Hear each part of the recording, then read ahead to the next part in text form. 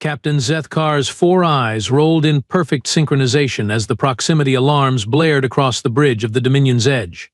"By the 12 moons of Vorthak," he muttered, his translator struggling with the irritation in his voice. "What fresh stupidity has the universe delivered to our doorstep today?" His second-in-command, Lieutenant Creeks Tal, manipulated the holographic display with practiced ease. The image showed a pathetic little escape pod, barely larger than a cargo container, drifting lazily through the radiation field surrounding Cathara Prime. "Sir, it appears to be well. It's human design. Primitive fusion drive, basic life support," and she paused, mandibles clicking in what passed for confusion among her species. "Sir, there's a life sign inside. Impossible."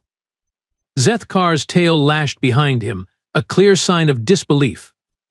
"Nothing survives within 100,000 kilometers of Cathara Prime. That death world has claimed 3 of our survey teams, 2 Vexthani war parties, and an entire Corellian research expedition. The radiation alone should have cooked whatever's in that tin can." The communications officer, a nervous young Thraxian named Bell Moth, adjusted his headset with trembling claws. "Captain, we're receiving a weak distress signal. It's asking for pickup. The occupant claims to have been stranded for 3 months." The bridge fell silent. Even the usual hum of the ship's systems seemed to pause in respect for the sheer absurdity of the situation. 3 months. On Cathara Prime, the planet where even their most hardened warriors lasted mere hours before the environment claimed them. 3 months, Zethkar repeated slowly, as if saying it again would make it make sense. "On the most hostile world in this sector, in a human escape pod that looks like it was assembled by blind younglings with spare parts." Lieutenant Creeks Tal's optical sensors zoomed in on the pod's occupant. The thermal reading showed a small bipedal figure, unconscious but very much alive. "Sir, preliminary scans indicate the occupant is female, approximately 1.6 meters tall, weighing maybe 60 kilograms. She's tiny. I've seen larger specimens in our ship's pest control department." "Well," Zethkar said, his voice dripping with sarcasm, "this should be educational. Bring her aboard. I'm curious to see what kind of creature thinks it can survive where our finest soldiers cannot. This ought to be entertaining, if nothing else." Maya Torres sat in the medical bay, swinging her legs like a child waiting for candy, while 3 of the galaxy's most advanced medical scanners hummed around her. The readings they produced made absolutely no sense to anyone present. "So," she said cheerfully, accepting a cup of what passed for coffee from the ship's replicator, "thanks for the pickup. I was starting to run low on the good berries, and the protein grubs were getting a bit repetitive, you know." Dr. Vexmira, the ship's chief medical officer, stared at her diagnostic pad as if it had personally offended her. "EMS? Torres, according to our records, you crash-landed on Cathara Prime 97 standard days ago. Our most recent expedition lasted exactly 4 hours and 17 minutes before we had to scrape what was left of them off the rocks." Maya shrugged, taking a sip of her drink and making a face. "Yeah, the first week was rough. But once I figured out the ecosystem, it wasn't so bad. The acid rain only falls on Tuesdays, the carnivorous plants sleep during the heat of the day. And the radiation actually creates some pretty interesting mutations in the local fungi. I've been having a field day cataloging everything." Captain Zethkar, who had been observing from the doorway, stepped forward. His expression suggested he was dealing with either a lunatic or a liar.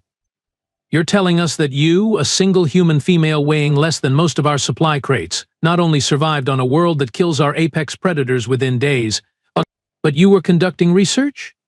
"Well, I am a xenobiologist," Maya said, as if this explained everything.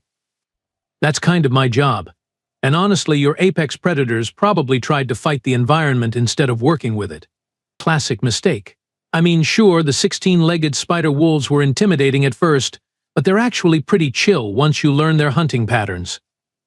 The silence that followed was so complete that the ship's life support systems sounded like a symphony. Commander Voktan had been listening to Maya's casual recounting of her survival story with growing irritation. His pride, already wounded by the implications of her success, finally snapped during dinner in the officers' mess. "Enough," he roared, his massive frame rising from the table like a mountain deciding to relocate. "You expect us to believe that you, a soft little mammal who probably can't even lift her own body weight, survived on Cathara Prime for 3 months? Your luck, nothing more." Maya paused mid-bite of her rehydrated protein square, raising an eyebrow. "Well, that's certainly one theory. Got a better one?" "I have a test," Voktan snarled, his warrior's pride demanding satisfaction. "Our ship contains a hunting preserve, a controlled environment stocked with creatures from our homeworld. If you're truly as capable as you claim, you should have no trouble surviving one single day in there." The other officers exchanged glances. Lieutenant Creekstal's mandibles clicked nervously. "Sir, perhaps we should consider the diplomatic implications of potentially killing a human." "She won't be killed," Voktan interrupted, his confidence absolute. "She'll request extraction within the first hour. Mark my words." Maya set down her fork, genuinely curious now. "Okay, I'll bite. What's the prize if I win this little wager of yours?" "When you lose," Voktan corrected, "you'll admit that your survival was nothing but dumb luck, and you'll stop spreading these ridiculous tales about human superiority." "And when I win?" Maya asked, her voice perfectly pleasant. The commander's laugh was like gravel in a blender. "If, by some miracle beyond comprehension, you survive 24 hours in our preserve, I'll personally write a report to the Galactic Council recommending humans for advanced species classification." "Deal," Maya said immediately, extending her small hand. "But just so we're clear, what exactly am I dealing with in there?" Dr. Vex Mira consulted her datapad, her expression grim. "The preserve contains a single apex predator, a shadow maw from our homeworld of Korthval. It's a creature so dangerous that our own warriors train for years just to face one in traditional combat. They're intelligent, nearly invisible when they want to be, and they've never failed to kill their prey." "How big?" Maya asked, as if inquiring about the weather. 3 meters long, razor-sharp claws, acidic saliva, and a hunting instinct that has been honed over millions of years of evolution," Voktan replied, his eyes gleaming with anticipation. "Our greatest hunters consider slaying one to be the ultimate test of skill and courage." Maya nodded thoughtfully. "Sounds fun. When do we start?" Within the hour, the ship's observation deck was packed with crew members, all eager to witness what they assumed would be either the quickest surrender in galactic history or the most entertaining 20 minutes of their voyage. Maya stood at the entrance to the hunting preserve, wearing nothing but her standard-issue jumpsuit and carrying what looked like a child's camping kit. The aliens had offered her their finest hunting gear, weapons that could level small buildings, armor that could withstand plasma fire. She'd politely declined all of it. "You sure about this?" asked Chief Engineer Thrak Moas, his concern genuine despite his earlier amusement. "The Shadow Maw doesn't play games. Once those doors close, you're on your own until tomorrow." Maya checked her small backpack, which contained items that made the observers scratch their heads in confusion: a portable chemistry set, sample containers, a basic multi-tool, and what appeared to be a child's magnifying glass. "I'm good. Thanks for the concern, though." The preserve doors sealed shut with a definitive hiss, and the observation deck erupted in chatter. Captain Zeth Carr activated the holographic displays, giving everyone a perfect view of the artificial ecosystem below. Credits on her requesting extraction within the hour, called out Navigation Officer Plex Rim. 20 minutes, countered Communications Specialist Bell Moth. "Look at her. She's already lost." Maya had indeed begun what could only be described as the most incompetent hunting behavior any of them had ever witnessed. She wandered around the preserve like a tourist, stopping to examine flowers, collecting leaves, and at one point, lying flat on her stomach to study what appeared to be ordinary dirt. Is she making a bouquet?" Lieutenant Creekstal asked, watching Maya gather an assortment of colorful plants. "I think she's confused about what kind of test this is," Commander Voktan said, his voice dripping with satisfaction. "Perhaps she thinks this is some sort of botanical survey." What none of them noticed was the methodical pattern to Maya's seemingly random movements. She wasn't wandering aimlessly. She was mapping the preserve, cataloging its flora, And most importantly, she was reading the signs that the ecosystem was trying to tell her. The scratch marks on that tree trunk, exactly the right height and spacing. The way certain plants were trampled, but others left untouched. The faint chemical signature in the air that spoke of a predator's territorial markers.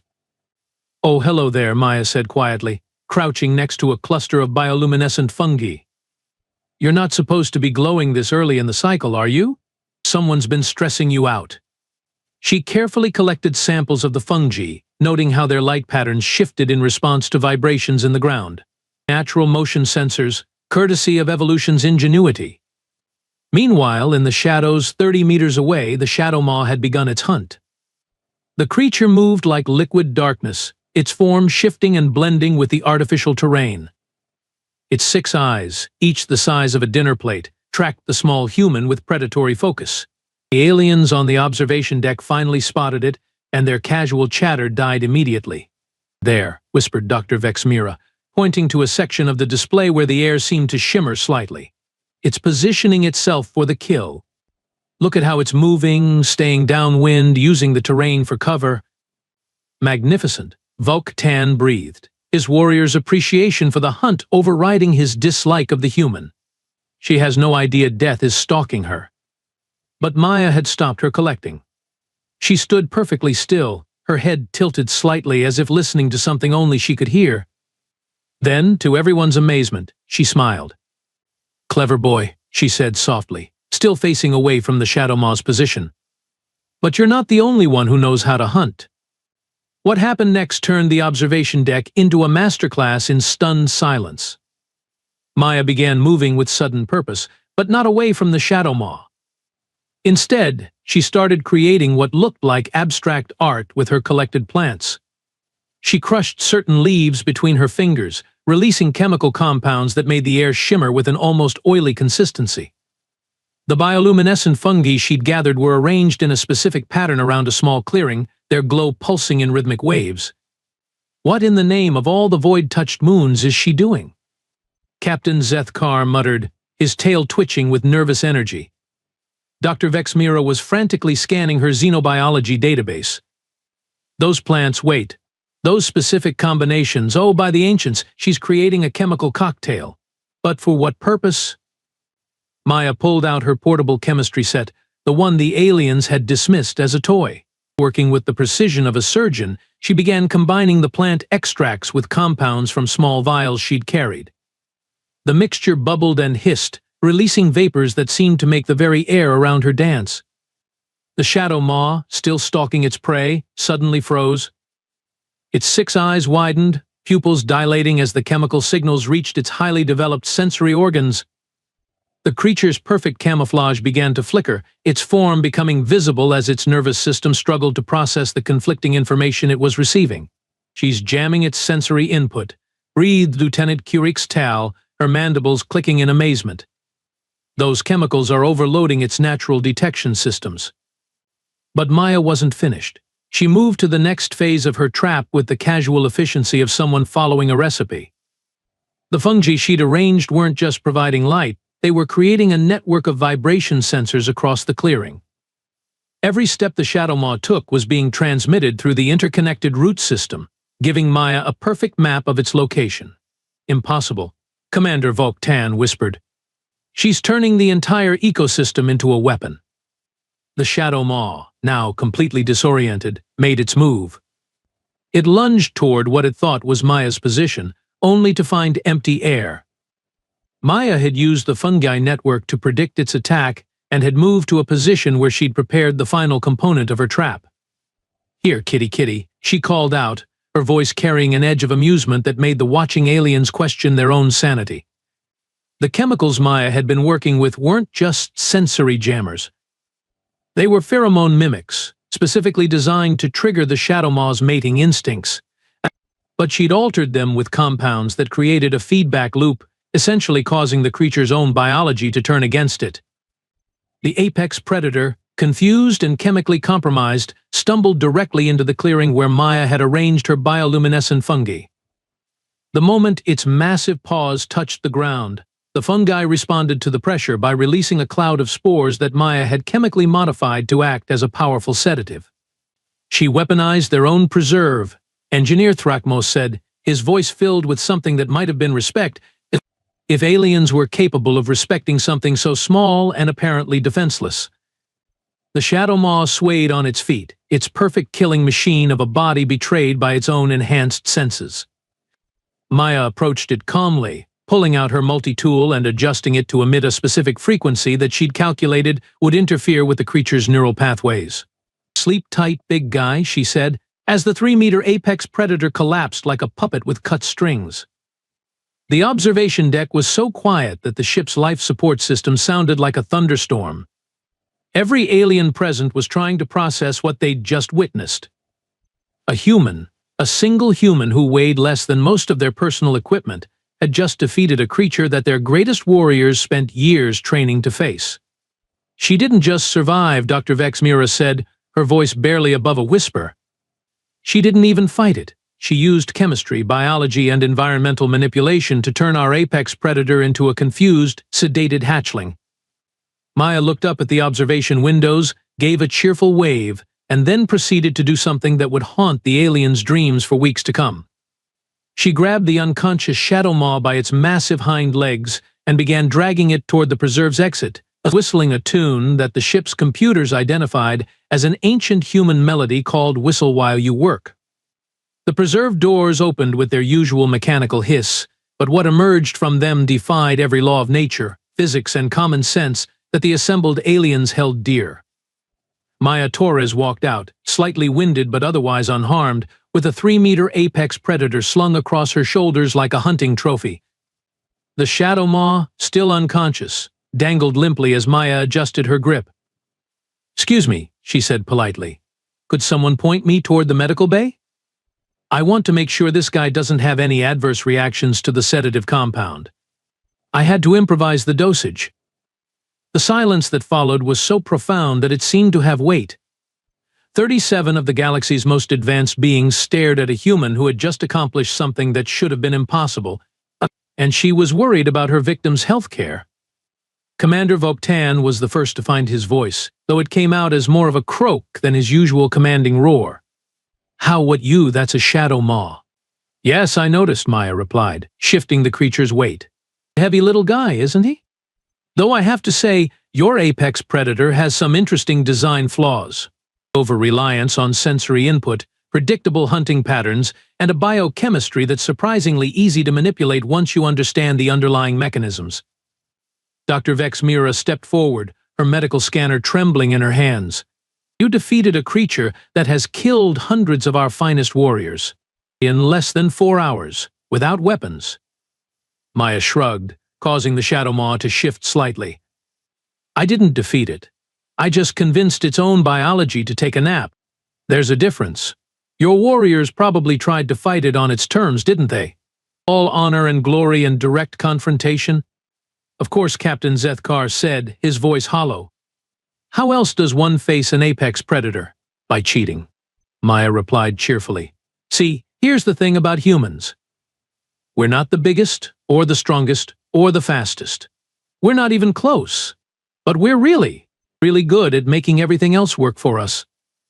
You gave me a controlled environment with a known ecosystem and a single predator with documented behavioral patterns. That's not a death trap, that's a laboratory."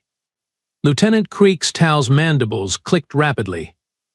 "But the complexity, the variables, the precise timing required." "Practice," Maya said simply. "I've been doing this for 3 months on Cathara Prime, remember? Compared to that place, this preserve was like a vacation resort. At least here I didn't have to worry about acid rain or carnivorous plants." Engineer Thrakmos consulted his datapad, his expression growing more bewildered by the moment. "The chemical combinations you created, our computers are still trying to analyze them. The mathematical precision required to calculate those interactions. Basic biochemistry," Maya replied. "Any first-year xenobiology student could have done it, given enough time and the right materials. You just made it easy by providing everything I needed in one convenient location." The aliens exchanged glances. a collective realization dawning on them that was as uncomfortable as it was undeniable. They hadn't just underestimated Maya Torres. They'd fundamentally misunderstood what humans were capable of. Your overconfidence is showing, Maya continued, her tone conversational but pointed. You assumed that, because you're more advanced technologically, you're superior in every way. But advancement and intelligence aren't the same thing. You built a perfect prison for a creature that thinks like you do. Unfortunately for you, humans don't think like you do. Commander Vok-Tan, his warrior's pride thoroughly demolished, managed to ask, "Then how do humans think?" Maya's smile was both friendly and slightly terrifying. "We think like everything is a puzzle to be solved, a system to be hacked, or a problem to be turned into an opportunity. You see an apex predator. I see a complex biological machine with exploitable weaknesses. You see a death world. I see an ecosystem with rules that can be learned and used. That's the difference between us." She adjusted the Shadow Maw's weight again. "Now about that medical bay? This guy's pulse is steady, but I want to make sure he wakes up without any neurological damage. Just because I outsmarted him doesn't mean I want to hurt him." After depositing the still unconscious Shadow Maw in the medical bay, Maya accepted an invitation to the captain's private quarters. The assembled senior officers sat around the conference table like students who'd just discovered their final exam was written in a language they didn't recognize. "So Captain Zethkar began," his voice carefully controlled. "Perhaps you could explain exactly what you were doing on Cathara Prime for those 3 months?" Maya pulled out a small datapad from her backpack, the same one the aliens had dismissed as primitive human technology. "Well, since you ask so nicely, I've been conducting the most comprehensive xenobiological survey of a Class X death world ever attempted. Want to see?" She activated the device, and holographic displays filled the room with detailed anatomical diagrams, chemical compositions, behavioral patterns, and ecological relationships. The data was so extensive and precise that it made the aliens' own scientific databases look like children's picture books. 47 new species cataloged and classified, Maya continued casually. 12 new forms of symbiotic relationships documented. 3 entirely new methods of energy conversion that could revolutionize your power systems if you're interested. Oh, and I've mapped the complete seasonal behavioral patterns of every apex predator on the planet. Dr. Vexmira stared at the data streams, her medical scanner forgotten in her lap. This represents decades of research. How could you possibly?" "I wasn't trying to conquer the planet," Maya interrupted. "I was trying to understand it. There's a difference. Your survey teams went in with weapons and shields, expecting to fight their way through. I went in with curiosity and a willingness to learn from everything that tried to kill me." Commander Vok-Tan, still nursing his wounded pride, leaned forward. "You're telling us that you turned a death world into a personal research facility?" "Pretty much," Maya replied. "Once I figured out that the acid rain was actually part of a complex chemical cycle that the plants depend on. It was just a matter of working with the system instead of against it. The radiation that kills most species actually enhances certain biological processes if you know how to channel it properly. Even the carnivorous plants can be negotiated with if you understand their nutritional needs." Lieutenant Curextal's mandibles clicked nervously. "Ms. Torres, do you realize what you're suggesting? That humans can not only survive in environments we consider uninhabitable but actually thrive in them." Maya's smile was bright and completely terrifying. "Oh, we do that everywhere we go. Earth isn't exactly a paradise world. You know, we evolved in an environment that was actively trying to kill us for millions of years. Most of your advanced civilizations developed on worlds that were basically cosmic daycare centers compared to where we come from." The room fell silent as the implications sank in. These aliens, with their superior technology and galactic empires, had evolved on worlds that were safe, predictable, and nurturing. Humans had evolved on a world where everything, including the weather, was a potential predator. "You know what's funny?" Maya continued, her tone conversational but pointed. "You keep calling yourselves advanced civilizations. But from where I'm sitting, you look like a bunch of hothouse flowers who've never had to deal with real adversity. You build machines to solve problems instead of learning to solve them yourselves. You avoid dangerous worlds instead of figuring out how to live on them. That's not advancement. That's just expensive cowardice. Captain Zethkar's tail had gone completely still, a sign of deep thought among his species. MS Torres, exactly how dangerous are humans? Maya's laugh was genuinely amused. Captain, you just watched me turn your apex predator into a nap-time story using some plants and basic chemistry. What do you think? 2 days later, as the Dominion's edge approached the nearest trade station, Maya Torres stood in the shuttle bay with her primitive backpack and her revolutionary research data. The crew had gathered to see her off, though none of them seemed entirely sure if they were bidding farewell to a distinguished scientist or a barely contained force of nature. I appreciate the ride, Maya said, shaking hands with Captain Zethkar. It's been educational for all of us, I think. The captain's grip was careful, as if he were handling something that might explode without warning. MS Torres, your research the Galactic Council should know about this, about what your species is capable of.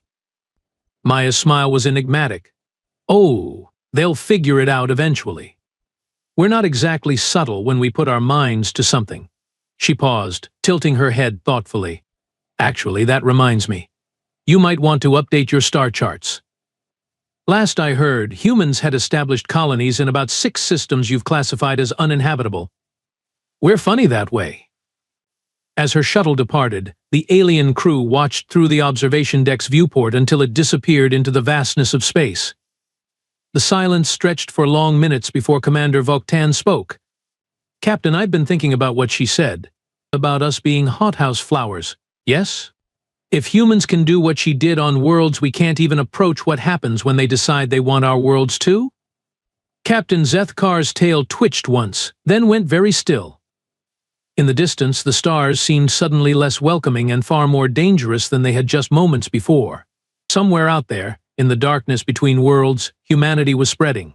And they weren't asking permission. Maya Torres, xenobiologist and apparently much more, had left them with a single, terrifying thought. In a galaxy full of apex predators, humans might just be the one at the top of the food chain.